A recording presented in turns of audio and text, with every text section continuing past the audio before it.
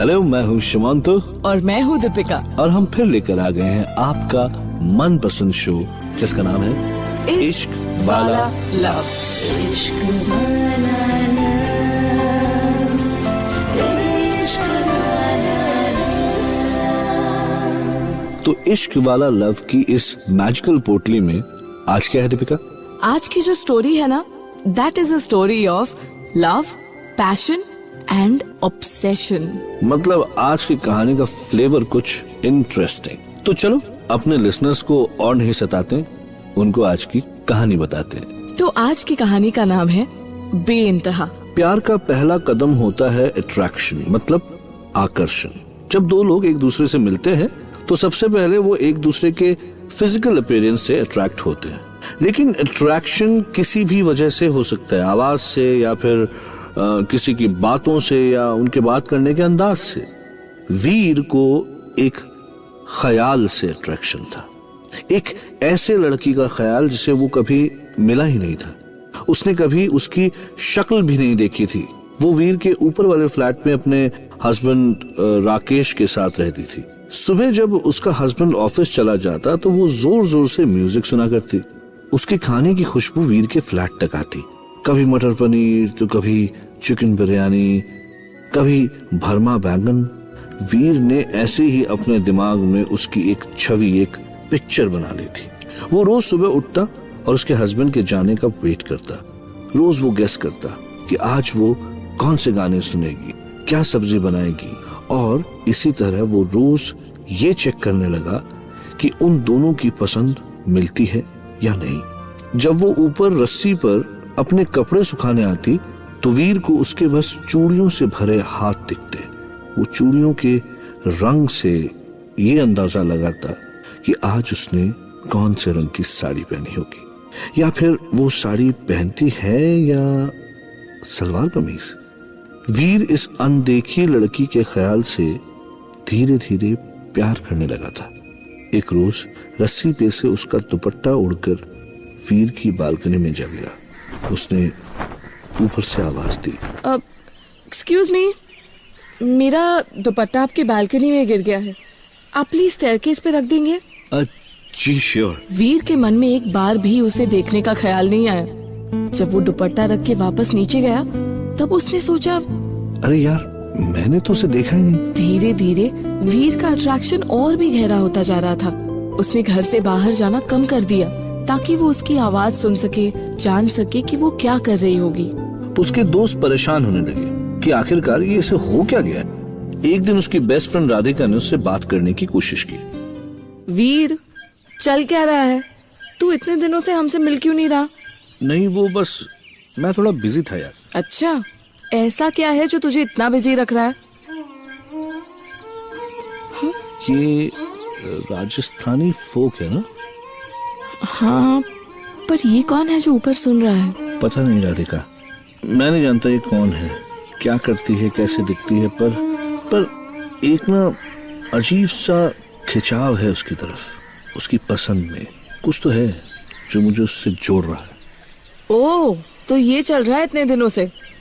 तो तू ऊपर जाके उससे बात क्यों नहीं कर लेता? पता नहीं यार, मेरी हिम्मत ही नहीं होती।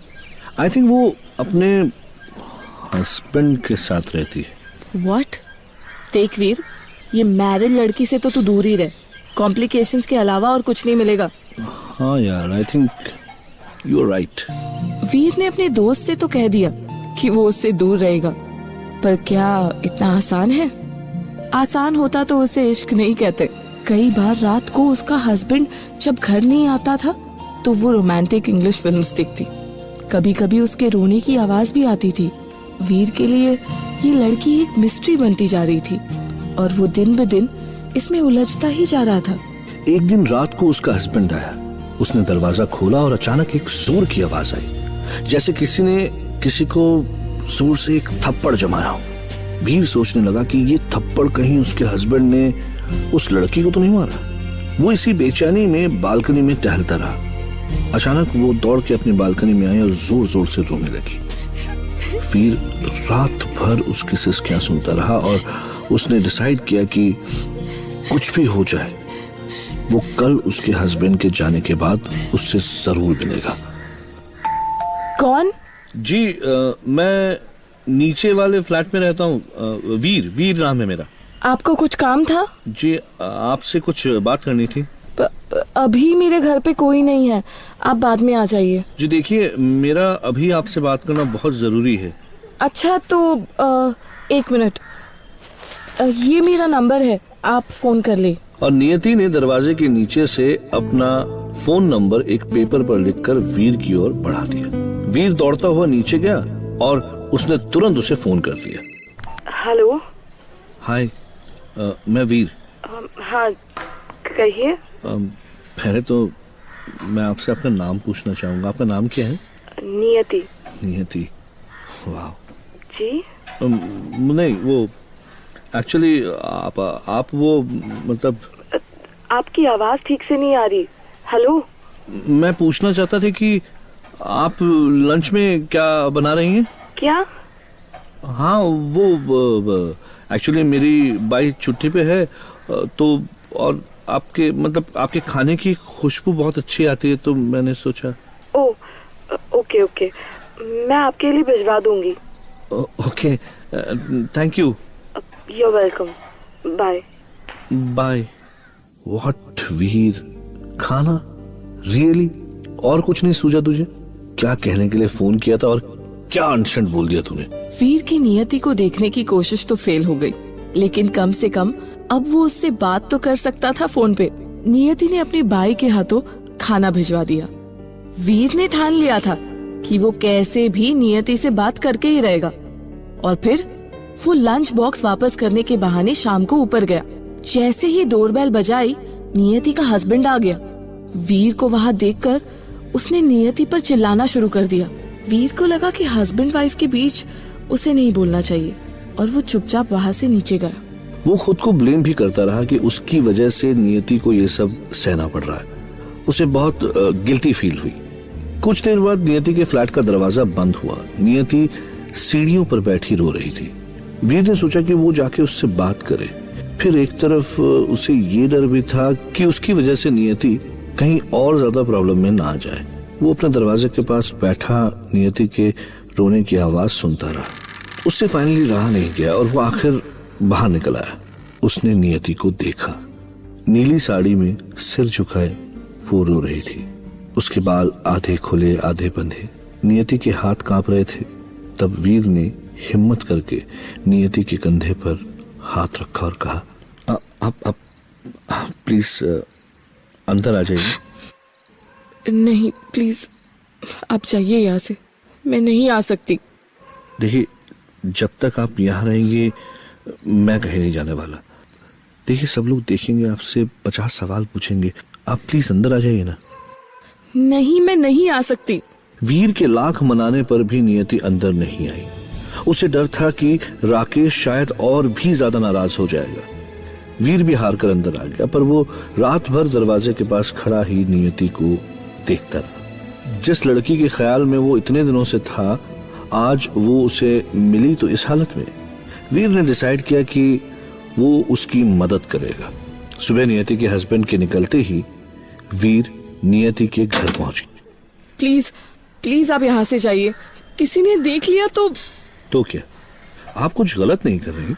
देखिए, मैं आपसे कोई बात नहीं करना चाहती, आप प्लीज यहाँ से चले जाइए। आप क्यों ऐसे आदमी के साथ रहना चाहती हैं जो आपको इस तरह से ट्रीट करता है? ब्लडी, वो इंसान नहीं, जानवर है। कितनी रातें आप बालकनी में इसी तरह से रो रो के गुजारेंगी? आपको कैसे पता? हर उस रात मैं भी आपके साथ जागता हूँ। आप क्यों हैं उसके साथ? Why don't you leave him? आप क्यों मेरे लिए रात भर जगे? पता नहीं आप समझेंगे या नहीं, पर क्या कभी आपने किसी से प्यार किया है?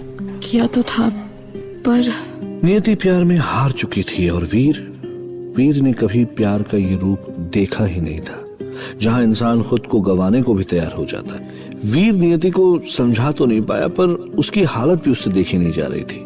वीर का अट्रैक्शन अब महज अट्रैक्शन नहीं रह गया था, वो एक गहरे प्यार में बदल चुका था। और नियति का प्यार अपने हस्बैंड के लिए अब नफरत में बदलने लगा था। वीर राकेश के जाने के बाद नियति के घर रोज लंच के लिए जाने लगा। दोनों साथ में बैठकर म्यूजिक सुनते, फिल्में देखते, घंटों बस हंसते ही रहते। वीर इस दोस्ती से खुश था। उसे नियति से और कुछ भी नहीं चाहिए था। नियति का कुछ घंटों का साथ, उसकी हंसी, बस यही सब काफी थी उसके लिए। वीर के लिए अब नियति की खुशी, उसका साथ, उसकी हंसी अब इबादत तक पहुंच चुका था। नियति वीर के साथ हर पल एंजॉय कर रही थी। Bike rides, coffee. वीर, आज चलो बाइक राइड पे चलते हैं। हाँ जरूर। ओके, तो मैं रेडी होके आती हूँ। ओके। अरे क्या हुआ, बैठो। अरे वो इतने सालों से बाइक पे नहीं बैठी हूँ ना, तो थोड़ा डर लग रहा है। मुझ पे भरोसा नहीं है क्या? नहीं, ऑफ कोर्स है। तो बस बैठ जाओ, चलो। Yes sir. वाओ, कितना अच्छा लग रहा है। और लकीली आज मौसम भी कितना अच्छा है ना। मौसम तो अच्छा होगा ही, तुम जो हो मेरे साथ। नियति को एक दोस्त मिल गया था जिसके साथ वो दिन के कुछ पल हंसते खेलते गुजारती थी। अट्रैक्शन से इन्फैचुएशन और इन्फैचुएशन से प्यार, जिसमें उन दोनों को एक दूसरे के अलावा कुछ दिखाई नहीं देता था। ये जानते हुए भी कि नियति का हस्बैंड है, वो खुद को रोक ही नहीं पाते थे। वीर की मोहब्बत बढ़ती ही जा रही थी और उसी के साथ नियति को तकलीफ में देखना उसके लिए मुश्किल होता जा रहा था। वो नियति को बस किसी भी तरह राकेश से बचाना चाहता था।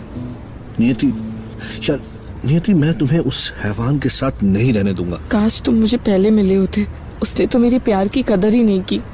मैं तुम्हें तकलीफ में नहीं देख सकता नियति। अब एक और आंसू तुम्हारे आंख से गिरा तो। नियति वीर का जुनून बन चुकी थी। वो उसके लिए किसी भी हद तक जाने को तैयार था। हर रात एक बुरे सपने की तरह उनकी जिंदगी में आती। दोनों बस इस तरह रात और दिन हंसते और रोते हुए गुजारते। पर कब तक वो अपनी और वीर की दोस्ती राकेश से छुपा पाती? उनका यूं बाइक राइड्स पर खुलेआम जाना, बाहर घूमना, कॉफी पीना, ये सब लोगों के नोटिस में आने लगा।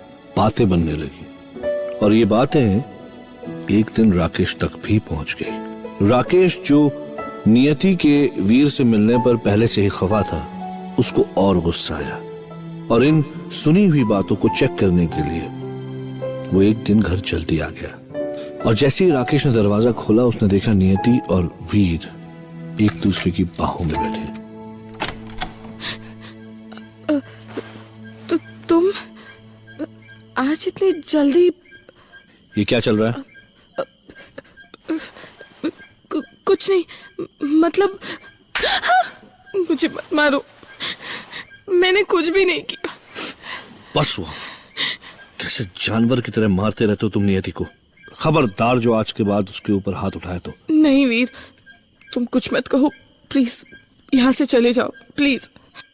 नहीं नियति, नहीं, अब तुम अकेली नहीं हो, तुम्हें घबराने की कोई जरूरत नहीं है। पर वीर। अच्छा, तो ये याराना है। ये क्या नाम है, वीर? क्या कर लेगा तू? ये मेरी बीवी है, इसको मारूं, पीटूं, प्यार करूं, जो भी करूं वो मेरी मर्जी है। तू क्या कर लेगा? क्या कर लेगा तू? इस बहस में राकेश वीर को धक्का देने लगा। उनके बीच में गहमा गहमी और बढ़ गई। नियति लाख कोशिश करती रही पर उनके बीच में बहस बढ़ता गया। ना वीर चुप हो रहा था, ना राकेश। और राकेश ने फिर से गुस्से में नियति पर हाथ उठाने की कोशिश की। इस बार वीर का पारा सर के ऊपर चढ़ गया। नियति, नियति, दरवाजा बंद करो, दरवाजा बंद करो। घर की बात बाहर नहीं जानी चाहिए। आज जो फैसला होगा घर के अंदर होगा। नियति ने दरवाजा बंद किया और जैसे ही दरवाजा बंद हुआ, राकेश ने वीर पर हमला कर दिया और नियति वीर को बचाने के लिए आगे बढ़ी। फिर बहुत सी आवाजें सुनाई दी, चीखें सुनाई दी, पर उस रात का नतीजा क्या हुआ ये किसी को नहीं पता चला। पर हाँ, अगले दिन से किसी ने राकेश को दोबारा ऑफिस जाते नहीं देखा। वीर और नियति का प्यार, अट्रैक्शन, उन्स यानी कि इन्फैचुएशन, इश्क यानी कि लव, अदीकत यानी कि रेवरेंस, इबादत मतलब वर्शिप, जुनून मतलब ऑब्सेशन, इन सारी स्टेजेस से गुजर चुका था। और शायद आखिर किसी के मौत पे ही उनका प्यार परवान चढ़ा। थी ना स्पाइन चिलिंग लव स्टोरी। बिल्कुल। तो इसका मतलब ये है दीपिका कि प्यार कभी कभी डरा भी सकता है और मार भी सकता है। हाँ, इसलिए एक्चुअली इसका इसलिए कुछ हो ही नहीं सकता, क्योंकि आप ये भी नहीं कह सकते कि टूट के प्यार ना करो, और ये कहना भी गलत नहीं होगा कि इतने जुनून से प्यार ना करो कि वो प्यार मौत बन जाए। करेक्ट। तो मैं शुमंतो और मैं दीपिका आप लोगों से इजाजत चाहेंगे।